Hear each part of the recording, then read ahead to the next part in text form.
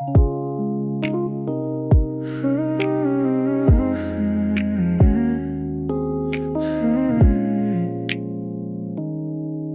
kept your books when you said keep the books, because returning them required a meeting, and I wasn't ready for the meeting version. So I kept them and they kept their place on the shelf. They're in the order that you put them in, which is different from the order I would choose.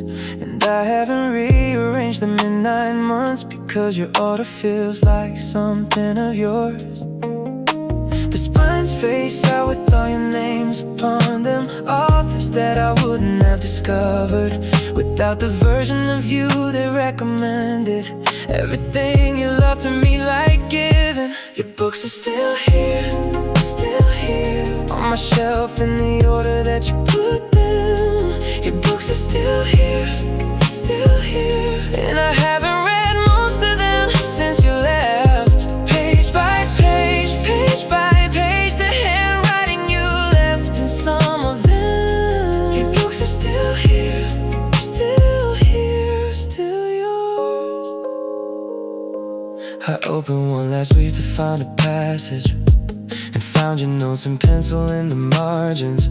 Small observations in your specific hand that you had made before I knew you. And I sat with the book and all its marginalia, and felt the strange grief of loving someone's past, the version of you that existed before me, that left its marks in books I now hold alone. The spines face out with all your names upon them, authors that I wouldn't have discovered without the version of you that recommended everything you love to me like giving. Your books are still here on my shelf in the order that you put them. Your books are still here, and I haven't read most of them since you left. Page by page, page by page, the handwriting you left in some of them. Your books are still here, still yours.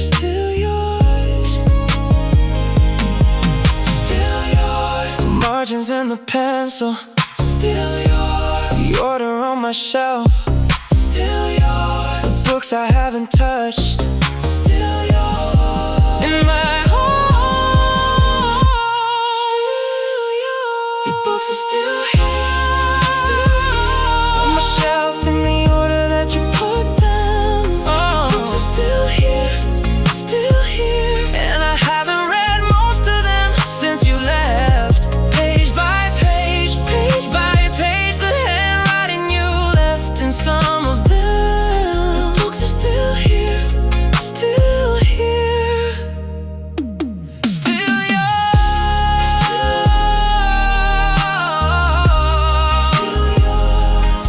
Still yours.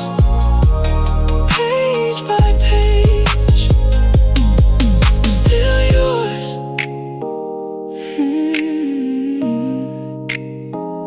Your books still here.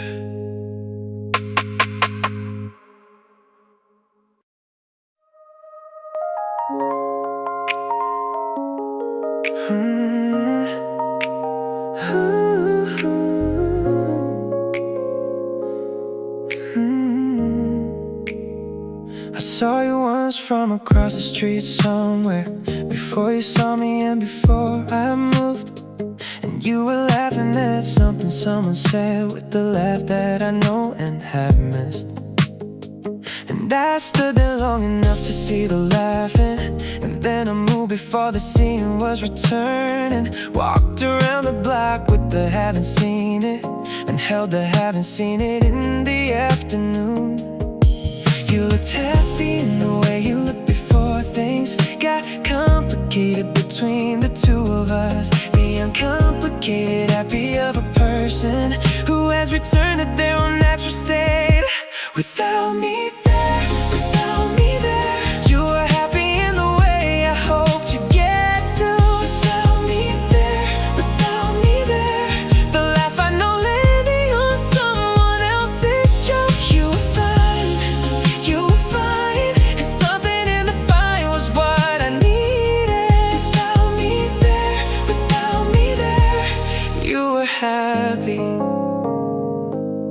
don't know exactly what I felt seeing it.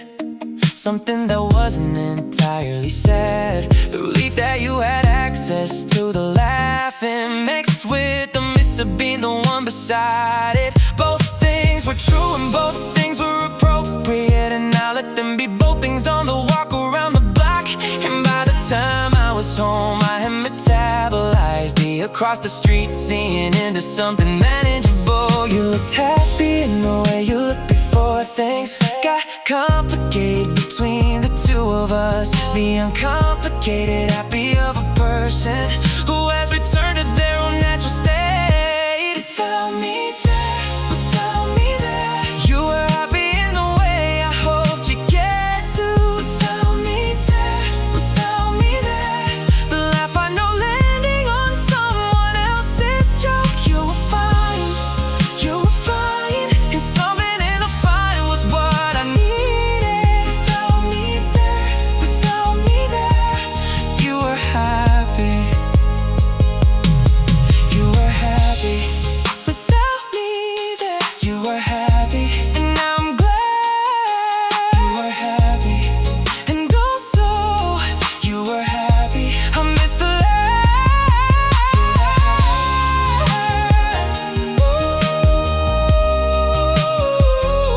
without me there,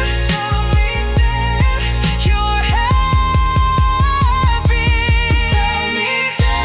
Without me there, you were happy in the way I hoped you'd get to.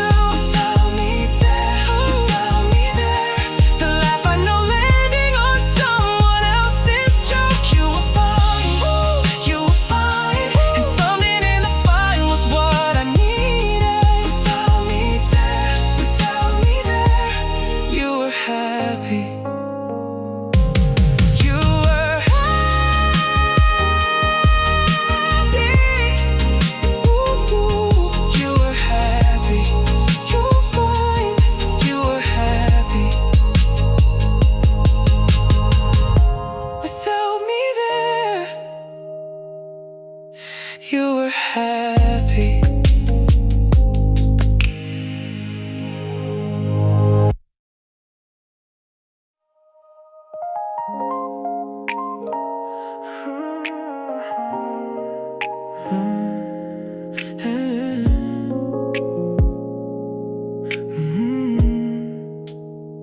Most people mark the ending when it comes. The date the thing concluded as the anniversary. But the date I return to is the beginning, the one that started what eventually ended. The beginning is a gentler date to hold, the one before the wait arrived between us, when everything was possible and neither of us knew what possible was going to become. I keep the beginning because the beginning was good, and the good deserves a mark. And even after the end, the date that started something that I'm glad happened, even though the gladness comes with what came after. Not the end, not the end. The anniversary of mark is the beginning. Not the end, not the end. The day when everything was possible and easy. Start of this, the day that started everything, including the ending. Not the end, not the end. The beginning.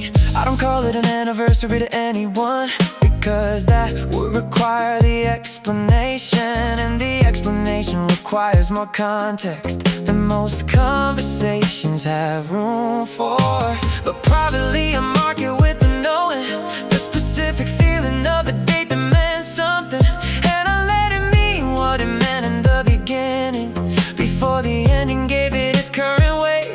I keep the beginning because the beginning was good, and the good deserves a mark. And even after the end, the date that started something that I'm glad happened, even though the gladness comes with what came after. Not the end, not the end. The anniversary of mark is the beginning. Not the end, not the end. The day when everything was possible and easy. Start of this, the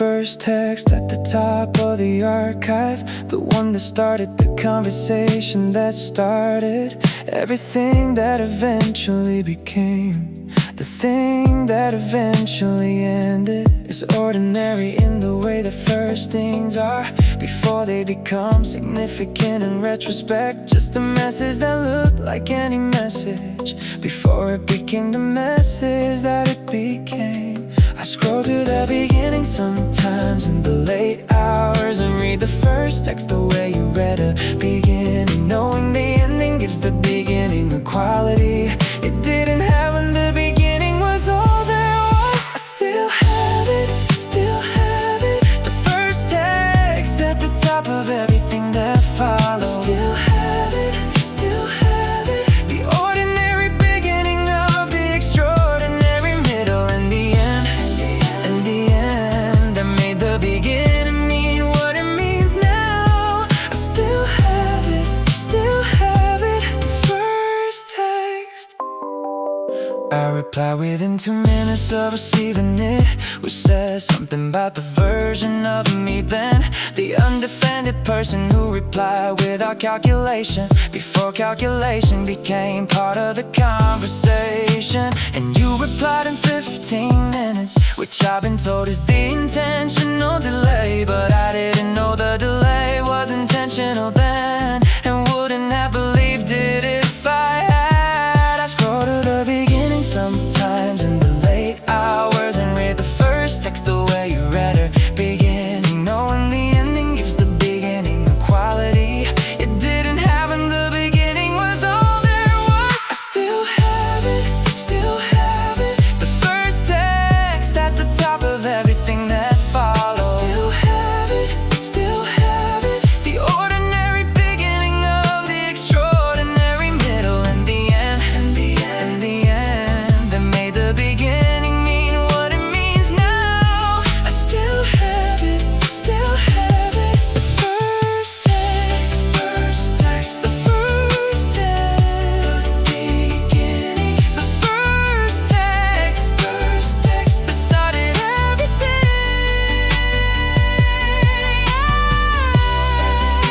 Have it, the first text, all the ones, the first text.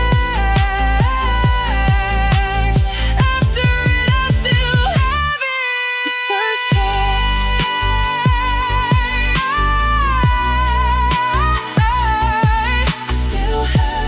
I still have it, the first text at the top of everything that follows. Still have it, the ordinary beginning of the extraordinary middle and the end,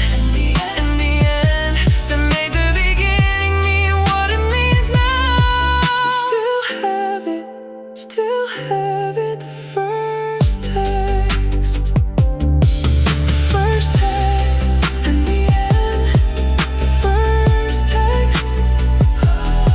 I still have it, the first text.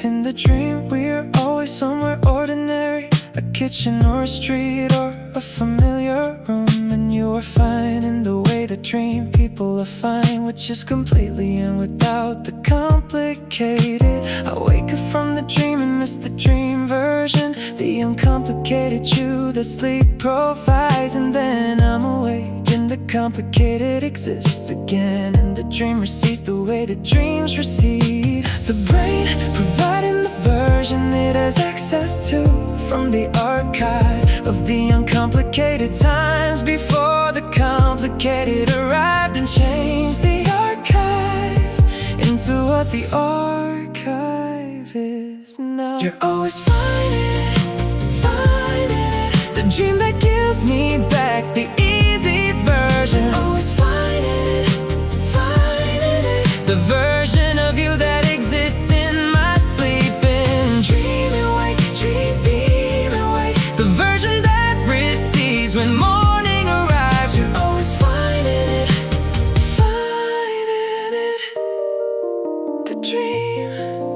started going to sleep with a small interest in whether the dream will come again tonight, which is perhaps more than I should give a dream. But the dream version of fine is something. And in the morning when the dream recedes, I hold the residue of the easy version for as long as the holding is possible, which is approximately the first coffee. The brain providing the version it has access to from the archive of the uncomplicated times before the complicated arrived and changed the archive into what the archive is now. You're always finding it, finding it. The dream that gives me back the easy version. You're always finding it, finding it. The version of you that exists in my sleep and dream and wake, dream and wake. The version that recedes when morning arrives. You're always finding it, finding it. The dream, you're fine. The dream, you're fine. The dream, the uncomplicated version. You're always finding it, the dream. And then I wake and the morning arrives. The dream, you're always finding it, the dream. You're always finding it, finding it. The dream that gives me back the easy version. Always finding it, finding it. The version of you that exists in my sleep and dream and wake, dream and wake. The version that recedes when morning arrives. You're always finding it, finding it. The dream, dream and wake. The dream, you're always fine. The dream.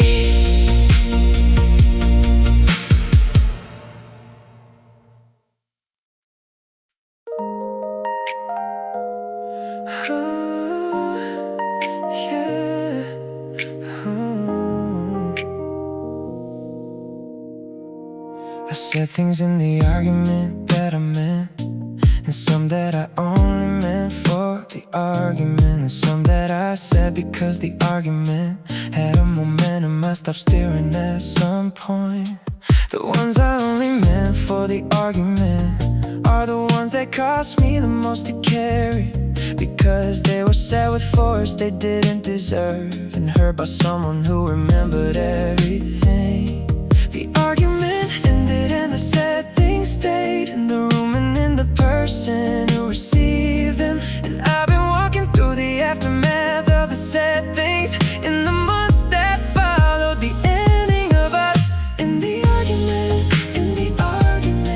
I said things I can't take back from the saying. In the argument, the words that had more force than they deserve. Said too hard, the versions of the truth that came out wrong. In the argument, those words.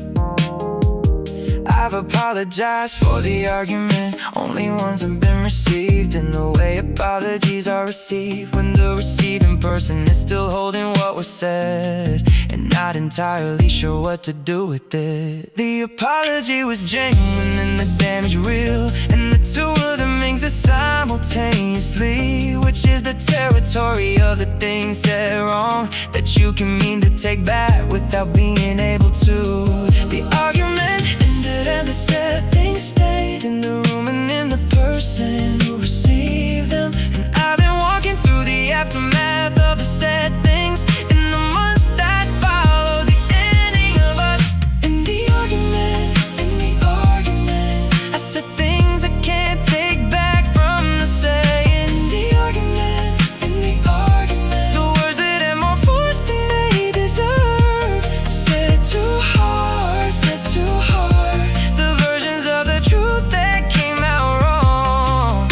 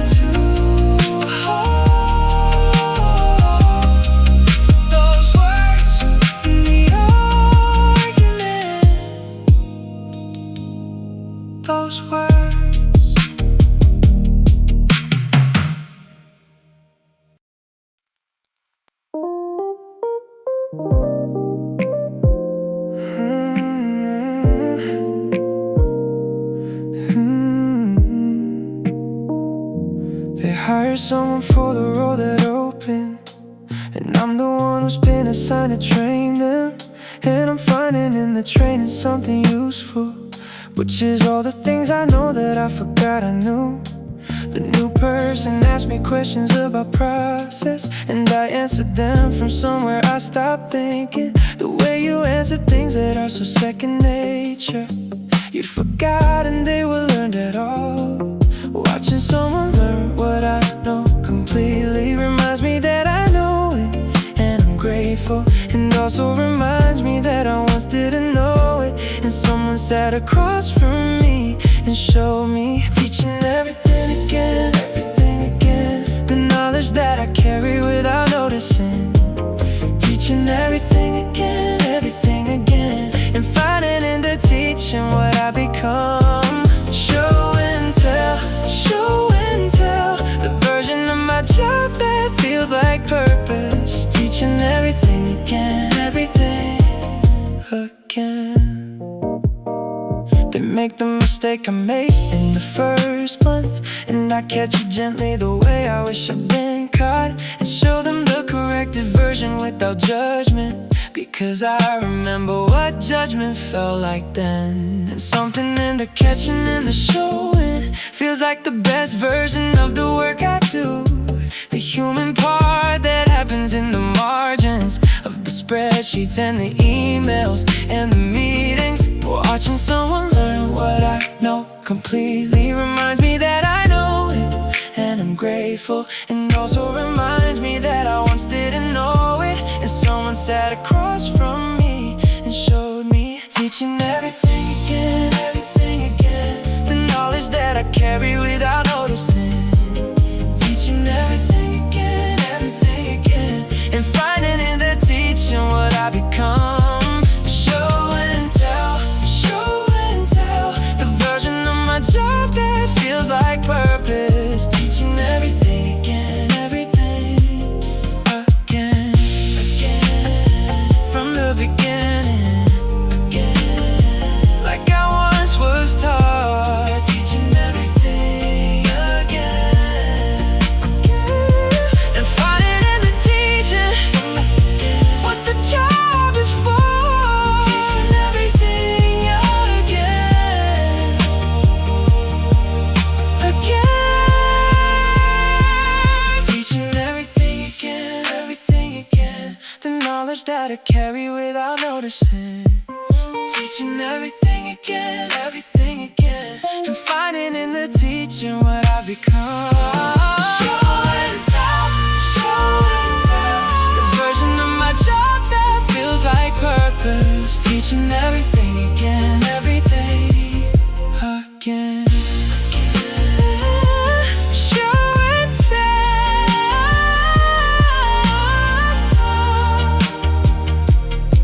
again, teaching everything again.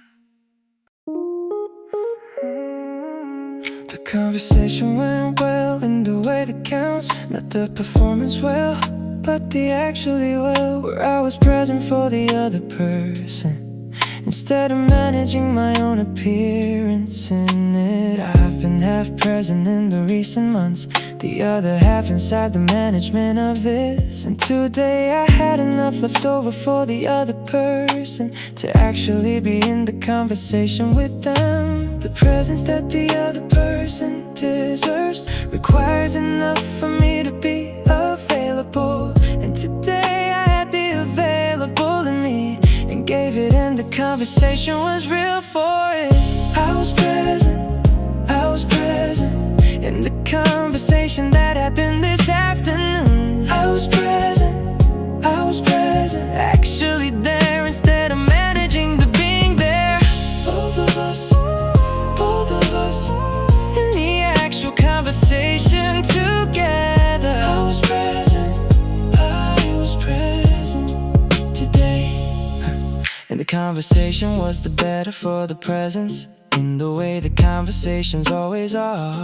And I came out of it with something real exchanged. Not just the passing of the time between two people. And the coming out with something real exchange is the thing I used to take for granted before this. And now it's something I notice when it happens. And I'm noticing it as the good thing that it is. The presence that the other person deserves requires enough for me to be available. And today I had the available in me and gave it, and the conversation was real for it. I was present, I was present in the conversation that happened this afternoon. I was present, I was present, actually there instead of managing the being there. Both of us in the actual conversation together. I was present, I was present today. The present today, actually there. I was present today. Something real today was exchanged. I was present today. I was present in the conversation that happened this afternoon. I was present, actually there instead of managing the being there. Both of us in the actual conversation together. I was present today. Both of us today. I was present today.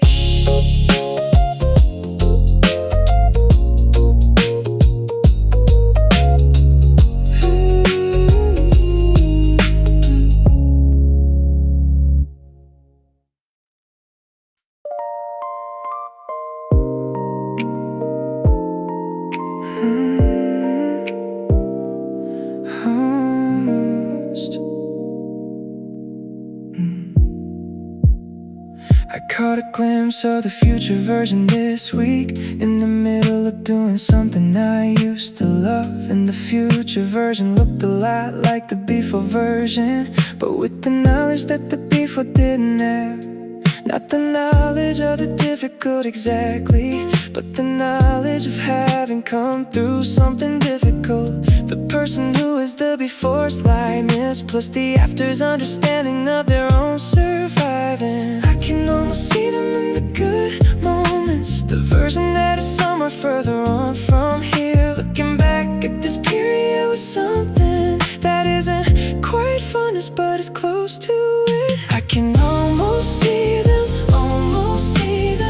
the future version waiting further on from here. I can almost see them, the person who has come through and who knows it. Glimpse and gone, the future self appearing in the good moments. I can almost see them, almost. And I'm building toward them in the quiet weeks, the days of showing up in the nights of the slow work, and the building back toward me from wherever they are. In the meeting in the middle that recovery makes, and I don't know exactly when we'll arrive there, but I know the direction, and I'm in the direction. And the glimpse appeared again this week to confirm it, and I held it until it went, and then I kept going. I can almost see them in the good moments, the version that is somewhere further on from here. Looking back at this period with something that isn't quite funnest, but is close to it. I can almost see them, the future version waiting further on from here. I can almost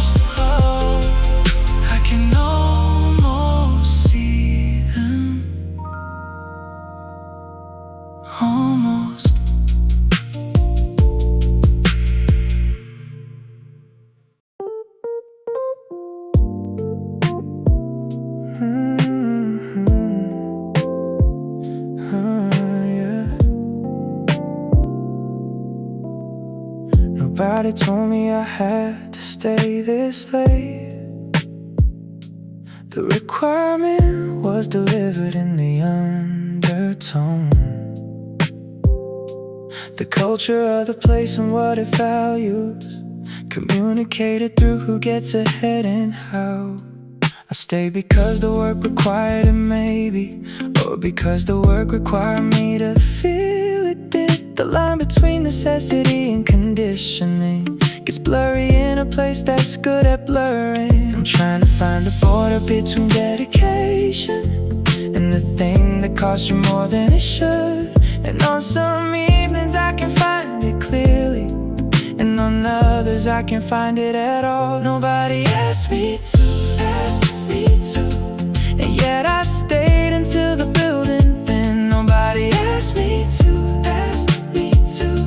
the culture that communicates through absence. 6 then 7, 7 then 8, the hours that accumulate without instruction. Nobody asked me to, but here I am. The office empties out and weighs by seniority. The junior people staying after senior, and I'm somewhere in the middle staying, because the middle people tend to stay. I pack my bag at 8 with something unresolved about the time between 5 and 8 exactly, and take the lift down with the other middles who are also not entirely sure why they stay. I'm trying to find a border between dedication and the thing that costs you more than it should. And on some evenings I can find it clearly, and on others I can't find it at all. Nobody asked me to, and yet I stayed until the building thin. Nobody asked me to, the culture that communicates through absence. 6 then 7, 7 then 8, the hours that accumulate without instruction. Nobody asked me to, but here I am. Nobody asked me, but here I am. At 8 o'clock, nobody asked me to, but here I am. And tomorrow, but here I am. I'll think about the border. Nobody asked me to, but here I am. Nobody asked me to, and yet I stayed until the building thin. Nobody asked me to, the culture that communicates through absence. 6 then 7, 7 then 8, the hours that accumulate without instruction. Nobody asked me to,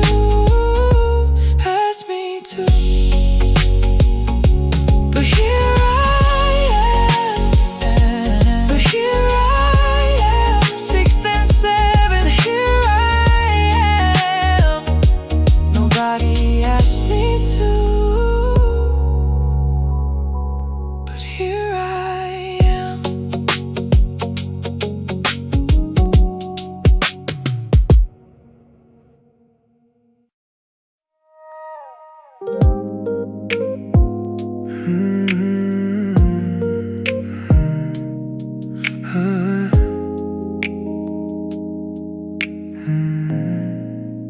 I've mastered the commuter sleep that isn't sleeping, the eyes that close without abandoning awareness, the body that relaxes just enough to rest without the commitment of full unconsciousness. I've developed the internal alarm that wakes me at my stop regardless of how deep the night sleep is. The ear attuned to the specific announcement that releases me from the half-rest into movement. The head against the window is a skill that takes a season of commuting to develop. The angle that allows the resting without the sliding, the glass that gives you back to the world in time. Head against the window, the commuter rest that isn't quite sleeping. Head against the window, between two stations that require nothing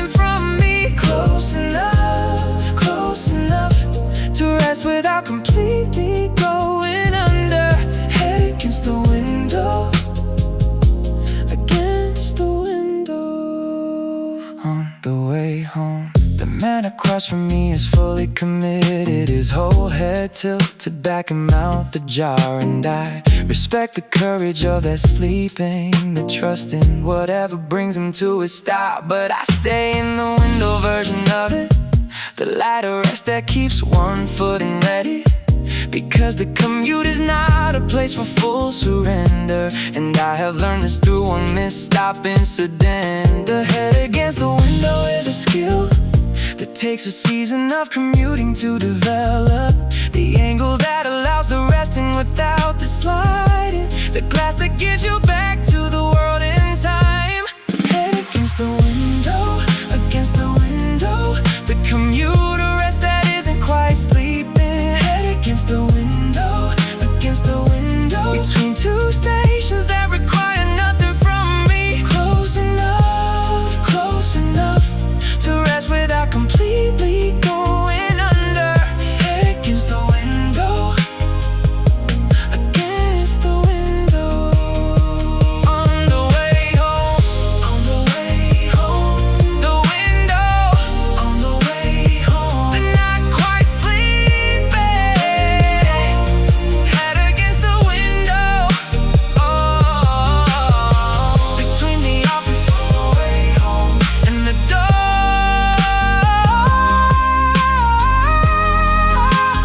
Head against the window,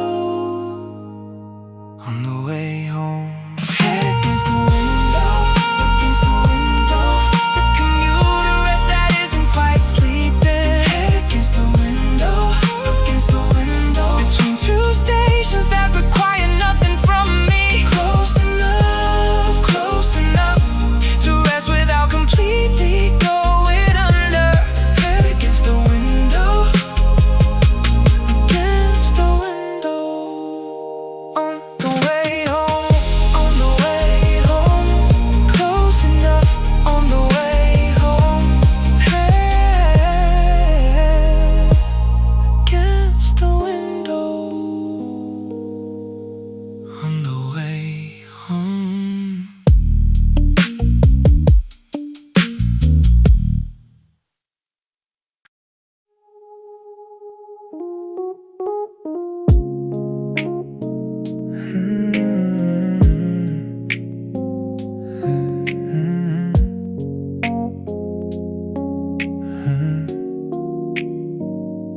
The most important meeting of the week happened in the corridor outside the bathroom. A 2-minute conversation that resolved the thing the 3-hour meeting couldn't. The decisions that actually get made happen in the spaces between the official in the kitchen, while the kettle takes its time in the lift between the lobby and the floor.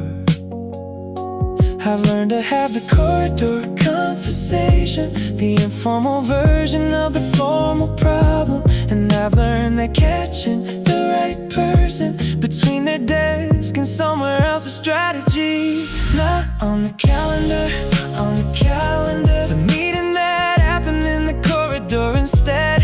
Not on the calendar, on the calendar, the decision made beside the coffee machine. 2 minutes standing, worth more than the agenda of the afternoon. Not on the calendar, on the calendar, not scheduled. I caught her on the way to somewhere else and said the thing I've been preparing for the meeting, and she said yes, and that was what I needed.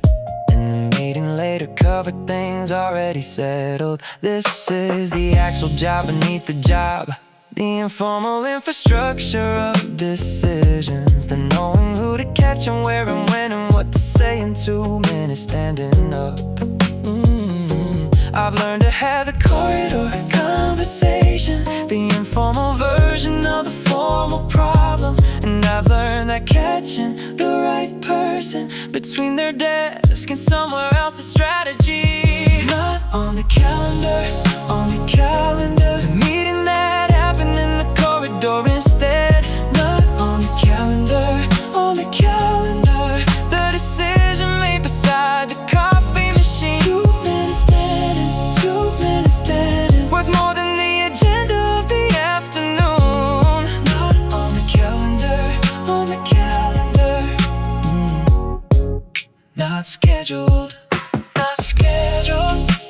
corridor.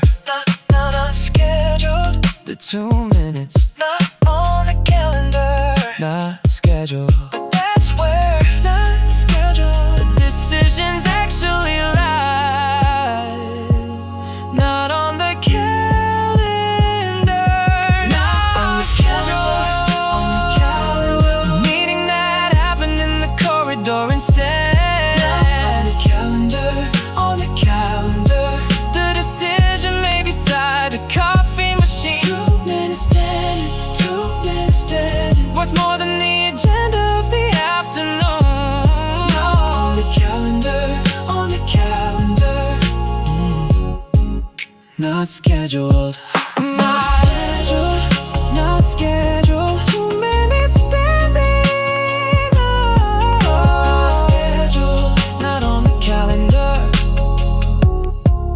Not scheduled.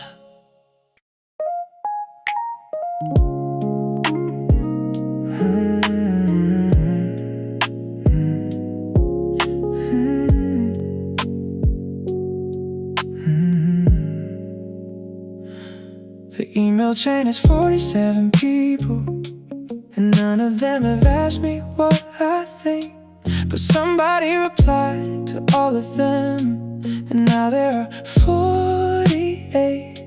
I watched the inbox fill with the replies to the replies and moved them to the folder I have for this, which is labeled with the word I can't repeat in the professional environment I inhabit.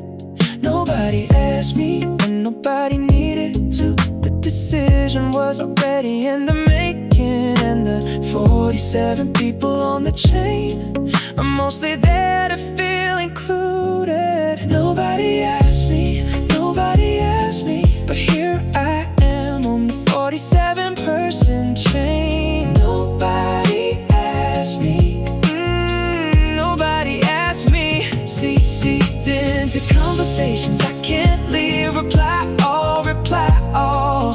The bureaucracy of being in the building. Nobody asked me, nobody asked me, but here I am. I mark them all as right without the reading, and go back to the things I was doing, which is the work that actually needs doing by people who do work instead of change. But then one of the 47 needs me, and I have to go back through the unread thread to find the context for the thing they're asking that I'd already filtered into folders. Nobody asked me, and nobody needed to. The decision was already in the making. The 47 people on the chain are mostly there to feel included.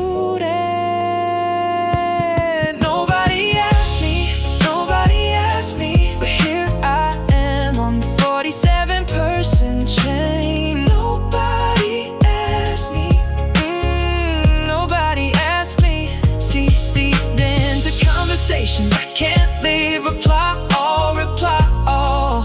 The bureaucracy of being in the building. Nobody asked me,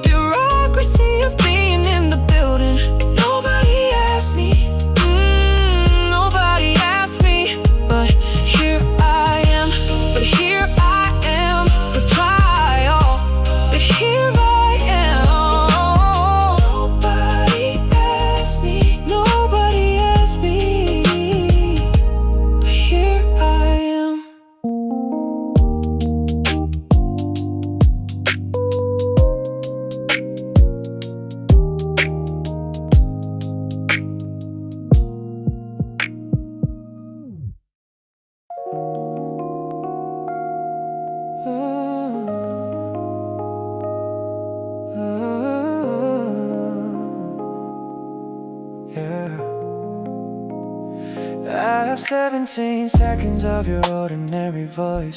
From a Thursday you've completely forgotten. You were telling me you'd be a little late, and I have listened to it 4 times. The mundane thing preserved like something sacred, the logistics of a life we used to share. I tell myself I'll delete it when I'm ready, but ready is a country I can't find. 17 seconds on a Thursday afternoon, when nothing was the last thing yet, when you were just a person running late, and I was just a person in a room. I keep the old ones, keep the old ones, the voicemails that you left without intending to keep. I keep the old ones, keep the old ones, the ordinary seconds I've made sacred. Playing pause, your voice unchanged while everything around it. I keep the old ones, keep the old ones, I keep them. Yeah. There's one from your birthday 2 years ago, where you called to tell me something funny happened, and I remember laughing, but now what at?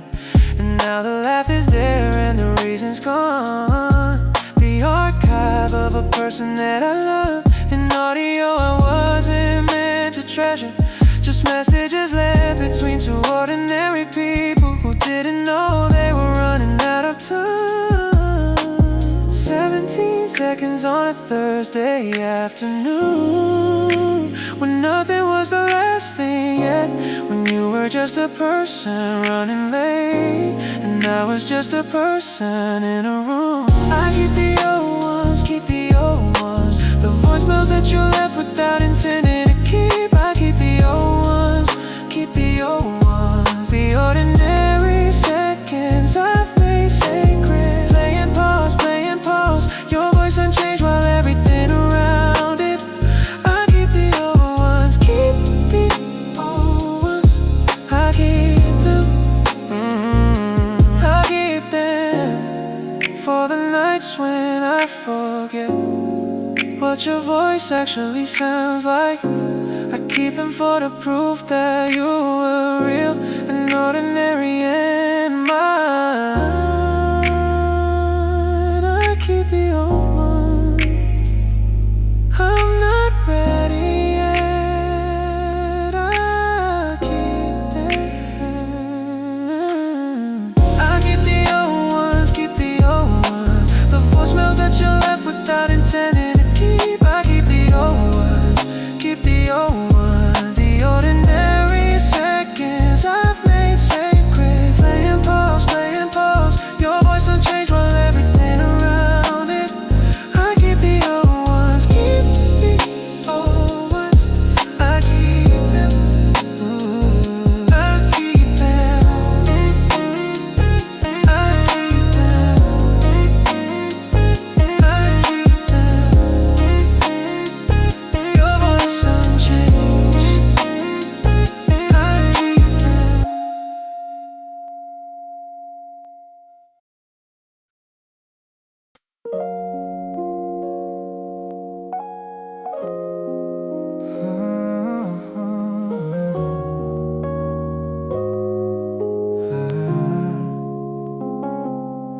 It came on shuffle and I froze completely. The way you freeze when something catches you off guard. 3 seconds of the intro was enough to bring the whole year back without permission.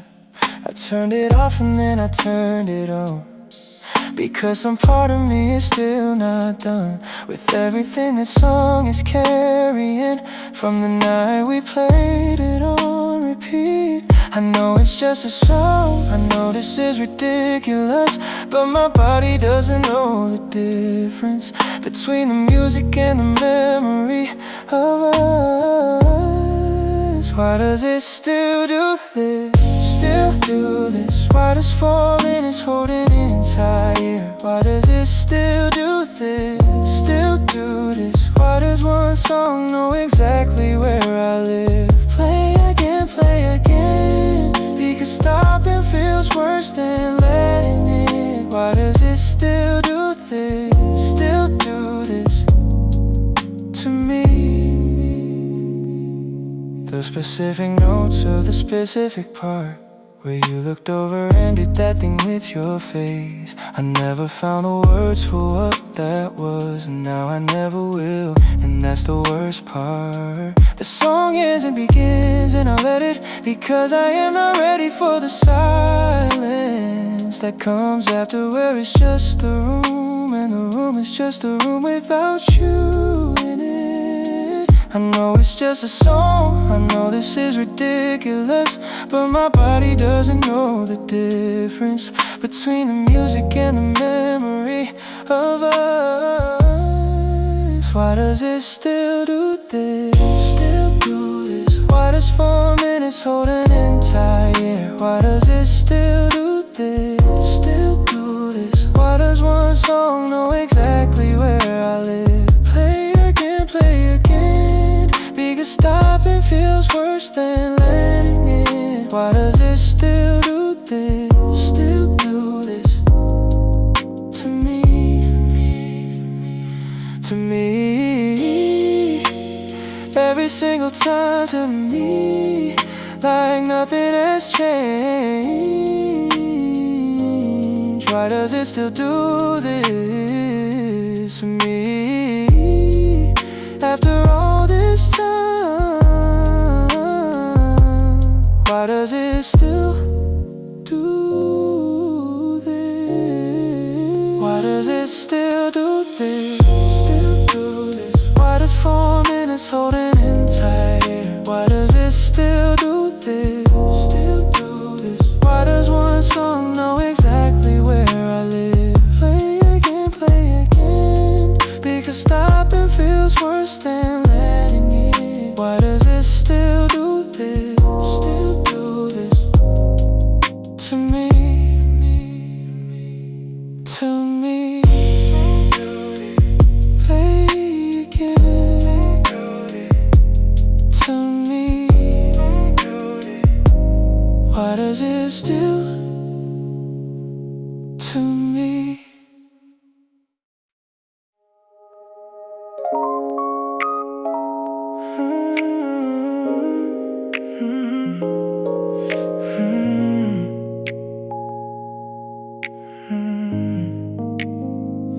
I performed the version of myself that's okay for 3 hours in a room full of good people, and laughed at the right moments and deflected, and held the glass like nothing was the matter. The party was exactly what it needed to be, and I was exactly what the party needed. And somewhere underneath the conversation, I was not okay and nobody saw. The ride on was the first time I was honest, just me in the window and the city going past. After 3 hours of being almost fine, they almost broke apart somewhere on the bridge. I pretended fine for 3 hours in a room that didn't need my real face. I pretended fine, and did it well enough that nobody knew. The practice start of a person who is managing. I pretended fine tonight. I took my coat back from the pile by the door, and said the things you say when leaving parties, and stepped into the cold and felt it drop. The performance I've been holding for the evening. The taxi driver asked me how my night was, and I said good in the automatic way. And we drove in silence through the city, me in the window and the real version of me. The ride on was the first time I was honest, just me in the window and the city going past. After 3 hours of being almost fine, they almost broke apart somewhere on the bridge. I pretended fine for 3 hours in a room that didn't need my real face. I pretended fine, and did it well enough that nobody knew. Smiling eye, the practice start of a person who is managing. I pretended fine tonight.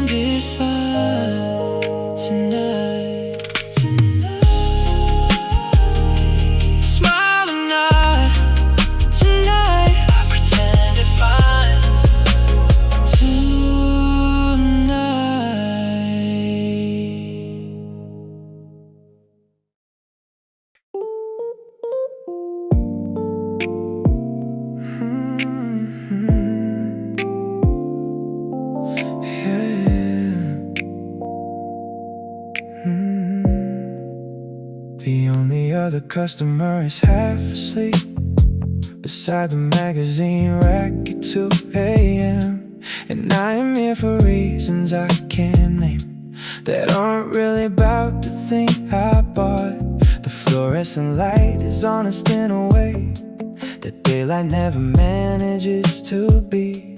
It shows the person that I am at 2, not the one I maintain from 9 to 6. I come here when the apartment gets too small, when the walls remember everything at once. The automatic door accepts me without judgment, and the night clerk nods, and that's enough. 2 in the morning, 2 in the morning, the hour that belongs to people like me tonight. 2 in the morning, 2 in the morning, when the only honest light is fluorescent white. Just this door, just this glow, and the specific mercy of a place that's open.